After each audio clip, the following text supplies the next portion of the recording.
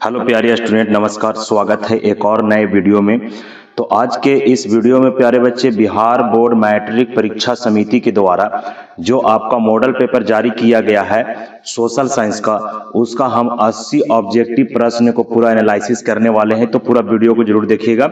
और वीडियो प्यारे बच्चे आपका अब रेगुलर जाएगा। इस पे देख सकते हैं कि सेकेंडरी स्कूल एग्जामिनेशन 2026 माध्यमिक स्कूल परीक्षा 2026 विषय कोड यहाँ पे दिया गया है 111 और कुल प्रश्नों की संख्या इसमें 112 है और 112 नंबर का भी है। 80 ऑब्जेक्टिव प्रश्न रहता है इसमें और 32 नंबर का सब्जेक्टिव रहता है इसमें। ठीक है, 112 नंबर का दिया हुआ रहता है, लेकिन बनाना है आपको 80 नंबर का, आपका एक्स्ट्रा रहता है इसमें। समय सीमा आपका दिया हुआ रहता है प्यारे बच्चे 2 घंटा 45 मिनट। ठीक है, तो चलिए स्टार्ट करते हैं कि वो कौन कौन सा प्रश्न है जो बिहार बोर्ड मैट्रिक परीक्षा समिति के द्वारा आपका मॉडल पेपर में जारी किया गया है। चलिए देखते हैं। पूरा स्टेटमेंट लिखा हुआ रहता है इसमें कि कितना भरना है, कैसा पेन से भरना है, और हमने स्टार्ट कर दिया अब। और ये रहा आपका ऑब्जेक्टिव, केवल हम लोग ऑब्जेक्टिव का ही इसमें सॉल्व करेंगे। और वीडियो को शेयर कर दीजिएगा प्यारे बच्चे, और टेलीग्राम चैनल का लिंक डिस्क्रिप्शन में दिया गया है, व्हाट्सएप ग्रुप का लिंक डिस्क्रिप्शन में दिया गया है। अगर उससे नहीं जुड़े हैं तो जुड़ जाइएगा। ठीक है प्यारे बच्चे, देखिए यहाँ पे लिखा हुआ है साफ साफ आपका, इसमें कहता है यहाँ पे कि प्रश्न संख्या 1 से 80 तक के प्रत्येक प्रश्न के साथ 4 विकल्प दिए गए हैं जिनमें से एक ही सही है। अपने द्वारा चुने गए सही विकल्प को ओएमआर शीट पर चिन्हित करें। केवल 40 प्रश्नों को ही उत्तर देना है आपका। ठीक है, प्रत्येक प्रश्न 1 नंबर का होगा। और ये पहला प्रश्न आपका है। पहला प्रश्न है आपका कि द्वितीयक क्षेत्र की गतिविधियों में निम्नलिखित में से किसे शामिल किया करते हैं, किसे शामिल करते हैं। तो इनमें से सभी जो है इसे प्यारे बच्चे आपका सभी को शामिल करते हैं द्वितीय क्रियाकलाप में, क्योंकि विनिर्माण उद्योग जो है इसे आता है, निर्माण कार्य, बिजली उत्पाद कार्य, ये सब के सब जो है इसे आपका द्वितीय क्षेत्र के अंतर्गत आता है। इसलिए इसका सही आंसर हो जाएगा ऑप्शन डी। चलिए हो गया। अब दूसरा प्रश्न देखिए। दूसरा प्रश्न आपका यहाँ पे है, कहता है कि भारत में कार्यशील जनसंख्या का बड़ा हिस्सा किस क्षेत्र पर आजीविका के लिए निर्भर होता है। तो प्राथमिक क्षेत्र, क्योंकि भारत जो है इसे कृषि प्रधान देश है, ज्यादातर यहाँ जनसंख्या जो है इसे कृषि कार्यों से जुड़े हुए हैं। तो इसका राइट आंसर हो जाएगा ऑप्शन ए। तीसरा प्रश्न है, ब्रूडलैंड आयोग का संबंध निम्नलिखित में से किससे है। तो किससे हो जाएगा, तो इसका सही आंसर हो जाएगा आपका सतत विकास से होगा। किसे, सतत विकास से होगा आपका ऑप्शन डी, इसका बिल्कुल राइट आंसर हो जाएगा। 4 नंबर प्रश्न देखिए, फटाफट करने का प्रयास करेंगे हम लोग। 4 नंबर प्रश्न कहता है, आर्थिक नियोजन के लिए राज्य सरकार से तालमेल तथा सहयोग का वातावरण बनाने के लिए किस संस्था का गठन किया गया। तो किस संस्था का गठन किया गया था केंद्र सरकार और राज्य सरकार के बीच तालमेल बनाने के लिए। तो किया गया था राष्ट्रीय विकास परिषद की। किसकी, राष्ट्रीय विकास परिषद की इसका गठन किया गया था, याद रखिएगा। बिल्कुल इसका राइट आंसर हो जाएगा राष्ट्रीय विकास परिषद की। ठीक है, आपको बता दें कि योजना आयोग पहले जो है 15 मार्च 1950 ईस्वी को योजना आयोग का स्थापना हुआ था, और उसी को 1 जनवरी 2015 ईस्वी को नाम बदलकर नरेंद्र मोदी जी ने नीति आयोग कर दिया। सही आंसर इसका हो जाएगा राष्ट्रीय विकास परिषद। 5 नंबर प्रश्न।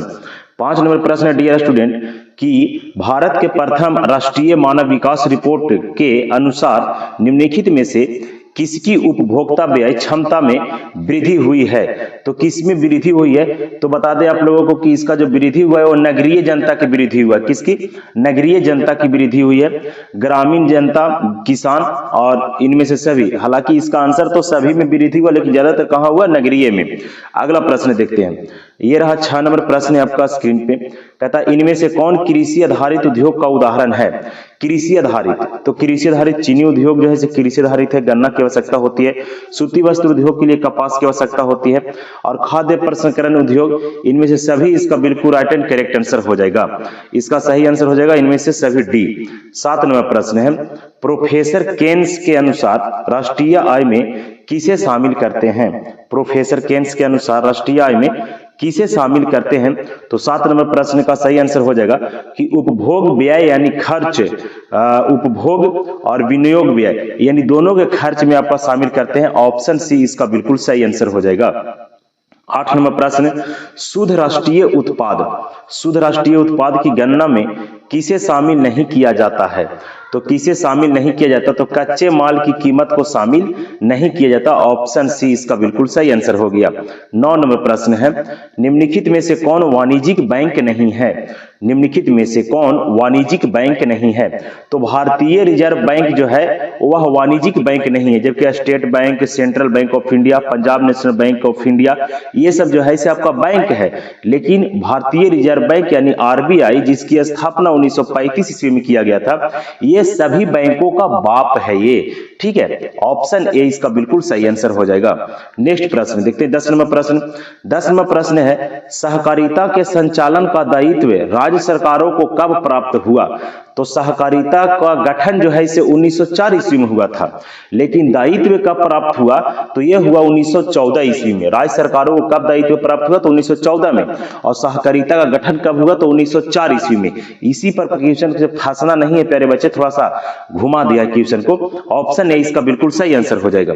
11 नंबर प्रश्न है, गरीबी के कुचक्र की धारणा किसने दी? गरीबी की कुचक्र की धारणा किसने दिया? तो एकदम इसको तो ओट पर याद रहना चाहिए, रैगनर नर्क्स ने दिया था, रैगनर नर्क्स ने। ऑप्शन सी इसका बिल्कुल राइट आंसर हो जाएगा प्यारे बच्चे।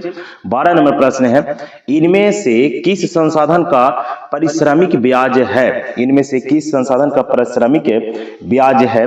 तो इसका सही आंसर हो जाएगा प्यारे बच्चे आपका, इसमें से पूंजी इसका राइट आंसर हो जाएगा। क्या हो जाएगा? पूंजी इसका बिल्कुल सही आंसर हो जाएगा। 13 नंबर प्रश्न है, 13 नंबर प्रश्न कहता है, केंद्रीय सहकारी बैंक किस पर कार्य करता है? तो किस पर कार्य करता है? केंद्रीय सहकारी बैंक जो होता है वह जिला स्तर पर कार्य करता है। किस पर? जिला स्तर पर कार्य करता है। ऑप्शन बी इसका बिल्कुल सही आंसर हो गया। 14 नंबर प्रश्न है डियर स्टूडेंट, 14 नंबर प्रश्न है कि भारत विश्व व्यापार संगठन का सदस्य कब बना? यानी WTO, वर्ल्ड ट्रेड ऑर्गेनाइजेशन, इसका स्थापना 1995 ईस्वी में हुआ था। वर्ल्ड ट्रेड ऑर्गेनाइजेशन की स्थापना 1995 ईस्वी में हुआ और इसका सदस्य जो है इसे भारत 1995 में ही बना था। इसका मुख्यालय स्विट्जरलैंड का एक शहर है जिसका नाम है जेनेवा। WTO का मुख्यालय जेनेवा में। ठीक है प्यारे बच्चे। नेक्स्ट प्रश्न देखते हैं।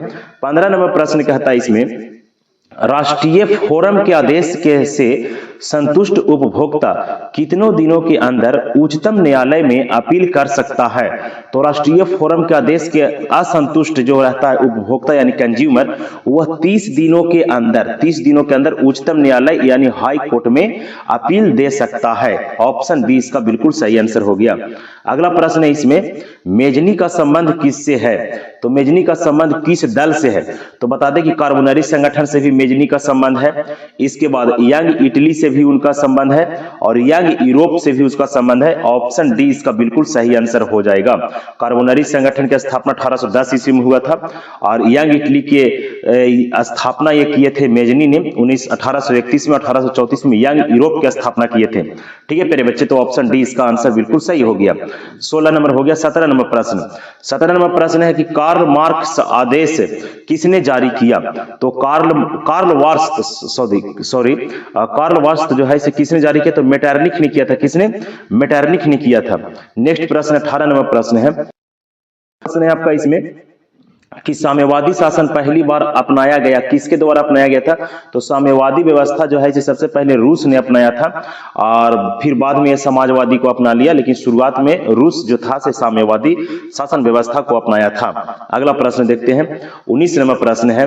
19 नंबर प्रश्न है कि रूस की मार्च क्रांति के बाद वहां किसके नेतृत्व में सरकार बना?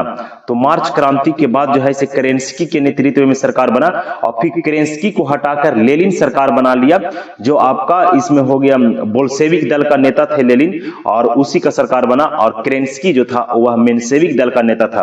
तो मेंशेविक दल के नेता यानी केरेंस्की की सत्ता को समाप्त करके अक्टूबर क्रांति के बाद लेनिन सत्ता में आ गया रूस में, लेकिन मार्च क्रांति के बाद जो है केरेंस्की सत्ता में आया था। याद रखिएगा, थोड़ा ये क्वेश्चन को भी घुमाया गया है लेकिन घूमना नहीं है।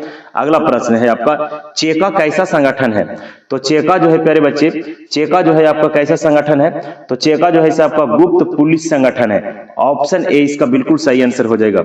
21 नंबर प्रश्न, प्रथम यूटोपियन समाजवादी कौन था? तो सेंट साइमन आपका प्रथम यूटोपियन समाजवादी था। सेंट साइमन हो गया, लुई बला हो गया, चार्ल्स फोरियर हो गया, रॉबर्ट वन, ये सभी के सभी आपका यूटोपियन समाजवादी ही हैं। लुई बला, चार्ल्स फोरियर, सेंट साइमन, ये सब के सब फ्रांस के रहने वाले थे और रॉबर्ट वान जो था से आपका ब्रिटेन का रहने वाला था। ऑप्शन ए इसका बिल्कुल सही आंसर हो जाएगा। 22 नंबर प्रश्न है आपका कि बाओ दोई की सरकार को निम्न में से किसका समर्थक प्राप्त था। तो बाओ दाई का जो सरकार था से निम्न में से किसका समर्थक था, तो ये आपका अमेरिका का समर्थक प्राप्त था और दक्षिणी वियतनाम का इसे शासक बनाया गया था बाओ दाई के। अगला प्रश्न देखते हैं, जेनेवा कन्वेंशन यानी जेनेवा समझौता के क्रियान्वयन की देखभाल के लिए बने अंतर्राष्ट्रीय आयोग का सदस्य राष्ट्र निम्नलिखित में से कौन नहीं था। यानी जेनेवा कन्वेंशन जो हुआ था उसमें से इनमें से बताना है कि कौन जो सदस्य राष्ट्र नहीं था। तो चीन आपका नहीं था, बाकी भारत, कनाडा और पोलैंड ये तीनों के तीनों थे। आपका चीन नहीं था। थोड़ा एकदम चैप्टर के बीच पॉइंट में से उठाकर क्वेश्चन को दिया है मॉडल पेपर में, हालांकि बढ़िया है, इससे बच्चा के ऊपर दबाव बनेगा और पढ़ाई में मन लगेगा उसको। 24 नंबर प्रश्न, डियर स्टूडेंट, 24 नंबर प्रश्न है आपका कि स्वराज का लक्ष्य किस कांग्रेस अधिवेशन में प्रस्तावित किया गया। तो स्वराज का लक्ष्य जो है इसे लाहौर अधिवेशन में किया गया था। 1929 ईस्वी में लाहौर अधिवेशन पाकिस्तान में हुआ था, लाहौर में, ठीक है, जिसका अध्यक्षता पंडित जवाहरलाल नेहरू कर रहे थे। अगला प्रश्न है आपका, तीनकठिया व्यवस्था समाप्त करने की सिफारिश किसने की। तो चंपारण एग्रीयन समिति ने किया था। ऑप्शन ए इसका बिल्कुल सही आंसर हो जाएगा। अगला प्रश्न है आपका कि जालियांवाला बाग हत्याकांड जांच करने के लिए किस समिति की नियुक्ति किया गया। यानी जालियांवाला बाग हत्याकांड 13 अप्रैल 1919 ईस्वी को हुआ था और इस घटना को जांच करने के लिए हंटर कमेटी का गठन किया गया। किस कमेटी का? हंटर कमेटी का। अगला प्रश्न है आपका, हिंद स्वराज नामक पुस्तक का लेखक कौन है। तो हिंद स्वराज जो पुस्तक है वह महात्मा गांधी के द्वारा लिखा गया था 1909 ईस्वी में। यह भी बता दे रहे हैं आप लोगों को, हिंद स्वराज पुस्तक 1909 ईस्वी में महात्मा गांधी के द्वारा लिखा गया। अगला प्रश्न है आपका इसमें, 1920 में मानवेंद्र नाथ राय ने भारतीय कम्युनिस्ट पार्टी की स्थापना कहां किए। तो उज्बेकिस्तान की राजधानी ताशकंद में किए थे। ऑप्शन ए इसका बिल्कुल राइट आंसर हो जाएगा। अगला प्रश्न 29 नंबर, वामपंथी शब्द का प्रथम बार प्रयोग किस क्रांति में हुआ। तो वामपंथी का जो प्रथम बार जो प्रयोग हुआ यह हुआ था आपका फ्रांसीसी क्रांति में। ऑप्शन बी इसका बिल्कुल राइट आंसर हो गया। नेक्स्ट प्रश्न है आपका इसमें, चार्टिस्ट आंदोलन कहां हुआ। तो चार्टिस्ट आंदोलन आपका कहां हुआ। तो चार्टिस्ट आंदोलन हुआ था इंग्लैंड में। कब हुआ आप लोग कमेंट बॉक्स में इसका जवाब दीजिएगा। चलिए अगला प्रश्न है आपका 31 नंबर, पराजित तुर्की के साथ कौन सी संधि की गई। तो पराजित तुर्की के साथ किया गया था सेवर्स की संधि। किसकी संधि? सेवर्स की संधि। अब ये मत मार दीजिएगा एड्रियानोपल की संधि के 1829 ईस्वी में हुआ था, गलत बात, ये नहीं होगा, सेवर्स की संधि होगा। ऑप्शन ए इसका बिल्कुल राइट आंसर हो जाएगा। अगला प्रश्न है आपका इसमें कि गांधी जी ने किस गोलमेज सम्मेलन में भाग लिया। तो गांधी जी ने द्वितीय गोलमेज सम्मेलन में भाग लिया। 1931 ईस्वी में द्वितीय गोलमेज सम्मेलन हुआ। प्रथम गोलमेज सम्मेलन 1930 में हुआ था और तृतीय गोलमेज सम्मेलन 1931 ईस्वी में हुआ था, 32 ईस्वी में हुआ। दूसरा गोलमेज सम्मेलन 1931 में हुआ। दूसरा गोलमेज सम्मेलन में ही गांधी जी क्या किए? भाग लिए थे। अगला प्रश्न है आपका, राष्ट्रीय श्रम आयोग का गठन कब किया गया। राष्ट्रीय श्रम आयोग का गठन कब किया गया था। तो इसका गठन जो है इसे 1966 में किया गया था। कब किया गया था? 1966 ईस्वी में। लेकिन इसमें ऑप्शन नहीं दिया गया है तो आपको याद रखना है आपका 1968 ईस्वी, इसको आंसर कर देना है, ठीक है। अगला प्रश्न, अलेक्जेंड्रिया नामक व्यापारिक केंद्र की स्थापना किसने किया। तो अलेक्जेंड्रिया नामक व्यापारिक केंद्र की स्थापना जो है वह सिकंदर महान ने किया था। ऑप्शन ए इसका बिल्कुल राइट आंसर हो जाएगा। नेक्स्ट प्रश्न है आपका 35 नंबर प्रश्न, कहता है अंतरराष्ट्रीय पुनर्निर्माण एवं विकास बैंक को किस अन्य नाम से जाना जाता है। तो WB यानी वर्ल्ड बैंक यानी विश्व बैंक के नाम से जानते हैं। 1944 ईस्वी में इसकी स्थापना हुई थी। 1944 ईस्वी में स्थापना हुआ था। नेक्स्ट प्रश्न देखेंगे 36 नंबर प्रश्न, मार्टिन लूथर का जन्म कहां हुआ। तो मार्टिन लूथर का जन्म हुआ था आपका कहां? जर्मनी में। मार्टिन लूथर का जन्म कहां हुआ? जर्मनी में हुआ। आप ठीक है, जर्मनी ने 95 थीसिस इनका किताब है, याद रखिएगा 95 यानी 95 नाम किसने लिखा? 95 किसने लिखा? तो मार्टिन लूथर ने लिखा था, याद रखिएगा आप लोग, ठीक है। ये हो गया आपका एक ये आंसर इसका सही। अगला प्रश्न देखते हैं 37वां प्रश्न कहता है कि मुद्रणालय स्थापित करने से पूर्व लाइसेंस लेना किसने अनिवार्य किया था? तो किसने अनिवार्य किया था? तो इसका राइट आंसर हो जाएगा आपका ऑप्शन डी, इसका बिल्कुल सही आंसर हो जाएगा। ऑप्शन डी इसका बिल्कुल सही आंसर हो जाएगा, यानी लॉर्ड विलियम बेंटिंक ने किया था। लॉर्ड विलियम बेंटिंक ने किया था। अगला प्रश्न है आपका इसमें, मोतीलाल नेहरू ने किस समाचार पत्र का संपादन किए? तो मोतीलाल नेहरू ने किस पत्रिका का किया था? तो इंडिपेंडेंस के किया था। किसका? इंडिपेंडेंस का। याद रखिएगा ऑप्शन ए इसका बिल्कुल सही आंसर है। मोतीलाल नेहरू ने 1928 ईस्वी में नेहरू रिपोर्ट भी पेश किए थे। ये पंडित जवाहरलाल नेहरू के पिताश्री थे ये मोतीलाल नेहरू। अगला प्रश्न है आपका इसमें कि मैसूर का शासक टीपू सुल्तान किस क्रांति से प्रभावित था? तो फ्रांसीसी क्रांति से प्रभावित था टीपू सुल्तान। जैकोब इनकलाब की स्थापना किए थे। ये कर्नाटक के मैसूर के शासक थे। जैकोब इनकलाब की स्थापना किए थे टीपू सुल्तान। याद रखिएगा आप लोग प्यारे बच्चे। अगला प्रश्न है, प्रोटेस्टेंट धर्म सुधार की शुरुआत का श्रेय किसे दिया जाता है? प्रोटेस्टेंट की। तो ये जो है इसे आपका इतिहास का 8वां चैप्टर से क्वेश्चन है। इसको आपका सही आंसर हो जाएगा मार्टिन लूथर। किसका? Martin Luther. ठीक है, अगला प्रश्न देखते हैं हम लोग। कहता है अन्नामलाई बाघ अभयारण्य कहाँ स्थित है? अन्नामलाई कहाँ स्थित है? तो अन्नामलाई जो है इसे आपका तमिलनाडु में है। अन्नामलाई कहाँ है? तमिलनाडु में। ऑप्शन है इसका बिल्कुल सही आंसर हो जाएगा। 42 नंबर प्रश्न है आपका इसमें प्यारे बच्चे, निम्नलिखित में से किसमें जीवाश्म होता है? तो कोयला में जीवाश्म होता है। किसमें? कोयला में जीवाश्म होता है। अगला प्रश्न, तांबा खनन से कौन सा स्थान संबंधित है? तो तांबा खनन से मयूरभंज, कोलार, कुरनूल, खेतड़ी। तो खेतड़ी इसका बिल्कुल सही आंसर हो जाएगा। राजस्थान में पड़ता है ये खेतड़ी। ऑप्शन डी सी इसका बिल्कुल सही आंसर हो जाएगा। अगला प्रश्न, गोंडवाना कोयला क्षेत्र किस नदी घाटी में पाया जाता है? तो गोंडवाना कोयला क्षेत्र जो है वह किस नदी घाटी में पाया जाता है? तो गोंडवाना दामोदर नदी घाटी में भी, सोन नदी घाटी में, गोदावरी नदी घाटी में। इसका राइट आंसर हो जाएगा इनमें से सभी, यानी ऑप्शन डी इसका बिल्कुल करेक्ट आंसर हो गया। अगला प्रश्न है 45 नंबर प्रश्न, कहता है इसमें कि निम्नलिखित में से कौन नगदी फसल का उदाहरण है? तो नगदी फसल गन्ना, रबर, मूंगफली, इनमें से सभी के जो है आपका नगदी फसल ही है। आपका ऑप्शन डी इसका बिल्कुल राइट एंड करेक्ट आंसर हो जाएगा 45 नंबर प्रश्न का।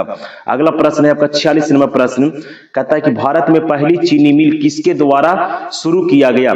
तो भारत में पहली चीनी मिल जो है वह ब्रिटिश के द्वारा यानी अंग्रेज के द्वारा किया गया था। ऑप्शन सी इसका बिल्कुल राइट एंड करेक्ट आंसर हो जाएगा। 47 नंबर प्रश्न कहता है इनमें से कौन आकस्मिक प्रबंधक घटक है? यानी अचानक जो होता है घटना तो कौन सहयोग करता है? तो स्थानीय प्रशासन भी सहयोग करता है, स्वयंसेवी संगठन भी सहयोग करता है, स्थानीय लोग भी सहयोग करते हैं। ऑप्शन डी इसका बिल्कुल राइट एंड करेक्ट आंसर हो जाएगा। 48 नंबर प्रश्न है, सरदार सरोवर कृत्रिम जलाशय किस नदी पर निर्मित है? सरदार सरोवर कृत्रिम जलाशय जो है वह किस नदी पर है? तो यह है आपका नर्मदा नदी पर। कौन नदी पर? नर्मदा नदी पर। ऑप्शन बी इसका बिल्कुल राइट एंड करेक्ट आंसर हो जाएगा। चलिए 48 नंबर प्रश्न का आंसर हो गया। आप देखिए अगला प्रश्न है आपका 49 नंबर प्रश्न है, निम्नलिखित में से कौन मानव जनित आपदा है? तो मानव जनित आपदा बाढ़ जो है प्राकृतिक है, सुनामी आपका प्राकृतिक है, भूस्खलन प्राकृतिक है, सांप्रदायिक दंगे आपका मानव जनित है। ऑप्शन ए इसका बिल्कुल राइट एंड करेक्ट आंसर हो जाएगा। अगला प्रश्न है 50 नंबर प्रश्न कि भूकंप संभावित क्षेत्रों में भावनाओं की आकृति कैसी होनी चाहिए? तो आयताकार होनी चाहिए। कैसी होनी चाहिए? आयताकार। ऑप्शन बी इसका बिल्कुल राइट एंड करेक्ट आंसर हो जाएगा। अगला प्रश्न, कांडला विशेष आर्थिक क्षेत्र कहां है? तो कांडला विशेष आर्थिक क्षेत्र जो है वह है आपका कहां? तो यह पड़ता है आपका गुजरात में। कांडला आर्थिक विशेष क्षेत्र, याद रखिएगा आप लोग, कांडला कहां पड़ता है? आपका गुजरात में पड़ता है। अगला प्रश्न देखते हैं। इसके बाद है आपका 52 नंबर प्रश्न, भारतीय डाक विभाग की स्थापना कब हुई? तो 1854 ईस्वी में हुआ था भारतीय विभाग का। ऑप्शन बी इसका राइट आंसर हो गया। 53 नंबर प्रश्न है, भारत में ग्रैंड ट्रंक रोड की कुल लंबाई कितना है? तो 2320 किलोमीटर ग्रैंड ट्रंक रोड की कुल लंबाई है, जिसको NH2 के नाम से जानते हैं। NH2 के नाम से जानते हैं, जो कलकत्ता से दिल्ली तक जाती है ये। अगला प्रश्न 54 नंबर प्रश्न है आपका कि भारत में बिजली उत्पादन में निम्नलिखित में से किसकी हिस्सेदारी सर्वाधिक है? तो तापीय का इसका सही आंसर हो जाएगा। तापीय का इसका सही आंसर हो गया।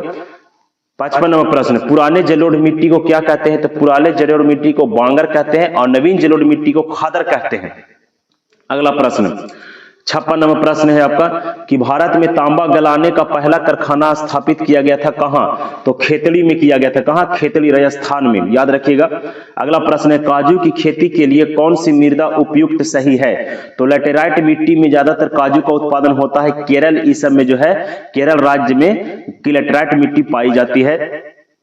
58वां प्रश्न, प्रसिद्ध सिंदरी उर्वरक संयंत्र कहां है? तो यह है आपका झारखंड में। सिंदरी कहां है? झारखंड में है, धनबाद जिला में पड़ता है सिंदरी। अगला प्रश्न, भद्रावती इस्पात कारखाना में भद्रावती लौह कारखाना में लौह अयस्क कहां से प्राप्त होता है? तो बाबा बुदन की पहाड़ी से होता है। कहां से? बाबा बुदन की पहाड़ी से। ऑप्शन सी इसका बिल्कुल सही आंसर हो गया। कोई क्वेश्चन में जान नहीं था, आप आसानी से 35-40 को बना दीजिएगा प्यारे बच्चे, बस केवल मेहनत करने की थोड़ी सी जरूरत है। 60 नंबर प्रश्न, इनमें से कौन भूक्षरण का कारण है? तो भूक्षरण का कारण, तीव्र वर्षा होगा तो भूमि का क्षरण होगा, वन कटाई होगी तो भूमि का क्षरण होगा, खनन गतिविधियां होगी तो भूमि का क्षरण होगा। इसलिए इसका सही आंसर हो जाएगा इनमें से राइट ऑप्शन डी इसका बिल्कुल राइट आंसर हो गया। अगला प्रश्न 61 नंबर प्रश्न, मोनाजाइट किस राज्य में प्रचुरता से पाया जाता है? मोनाजाइट सबसे ज्यादा कहां पाया जाता है? तो मोनाजाइट पाया जाता है आपका कहां? ऑप्शन बी यानी केरल में मोनाजाइट पाया जाता है। ऑप्शन बी इसका राइट आंसर हो गया। अगला प्रश्न है 62 नंबर प्रश्न, कहता है भारत में सर्वाधिक विस्तृत भू आकृति कौन है? भारत में सर्वाधिक विस्तृत भू आकृति कौन है? तो मैदान इसका सही आंसर, यानी सबसे ज्यादा भारत में भूमि जो फैला हुआ है वह किसका है? तो पर्वत का काम है, पठार का काम है, पहाड़ी का, मैदान का ज्यादा है। ऑप्शन सी इसका बिल्कुल राइट आंसर हो जाएगा।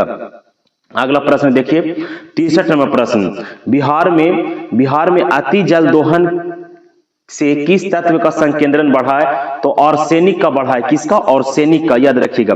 अगला प्रश्न है आपका कांवर झील कहां स्थित है? तो कांवर झील आपका बेगूसराय जिला में स्थित है।